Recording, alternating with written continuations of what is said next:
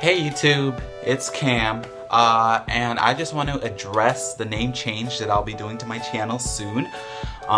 Instead of culminating sharps, which I came up with because I wanted to explore the depths of the human mind, since we usually just focus on the surface, I want to take this channel to a millennial standpoint on current issues that we're going through.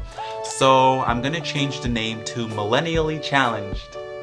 I think that suits this channel better because I like talking about how back then there were a lot of social norms for women and men that they had to achieve this certain macho-ness, you know, or for men, for example, it was harder to express what was on the inside and like what was in here. Couldn't really do that because you had to put on this mask.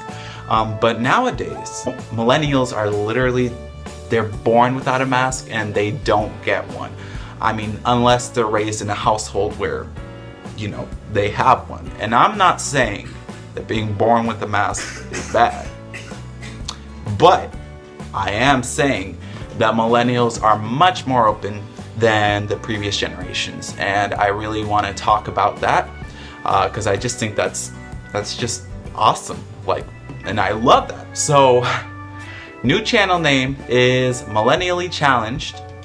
Some things you can expect me to talk about include like the elections and how I feel and I wish that millennials had a voice when it comes to these things, because we're the ones that have to live through this, including anybody like younger than us. Everybody else has to live through this, but we don't get a say in what happens. So I really don't think that that's very fair. I also want to talk about things like how social norms can be a good thing and a bad thing.